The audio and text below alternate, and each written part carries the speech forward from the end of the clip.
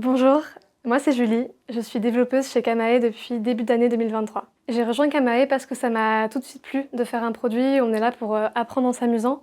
Nous ce qu'on fait c'est qu'on sensibilise les personnes aux menaces dans le cyberespace et moi ça me touche tout particulièrement parce que je vois ma famille, je vois mes amis, tout le monde n'est pas outillé pour répondre à ces menaces et ça me plaisait d'aider tout le monde à se sentir plus équipé par rapport à ça. Moi je suis développeuse full stack, ça veut dire que j'interviens à la fois sur notre API et notre back-end et à la fois sur notre front-end, donc ce que le user voit au quotidien.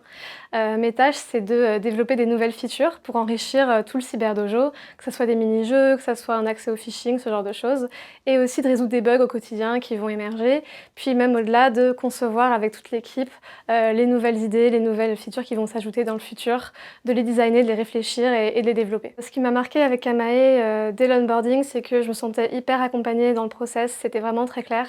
Ça s'est confirmé ensuite au jour le jour quand on travaille. On démarre chaque journée avec un daily au sein de l'équipe tech où chacun parle de ses blocages, de ses avancées.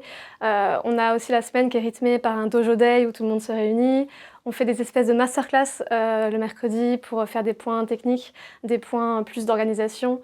On a un one-to-one avec notre CTO Johan pour aborder différents points de management. Donc le but c'est vraiment de pouvoir monter en compétences. Ce qui me plaît beaucoup aussi, c'est que quand on a une feature qui nous est confiée, on va la gérer de A à Z, c'est-à-dire qu'on va d'abord réfléchir à sa conception, à son design, soumettre ça au vote de l'équipe et puis passer ensuite au code à proprement parler et réfléchir à comment la maintenir au long terme. Donc ce qui est intéressant, c'est qu'on voit vraiment la pipeline du début à la fin. On se sent très responsabilisé, on a vraiment des vraies tâches concrètes.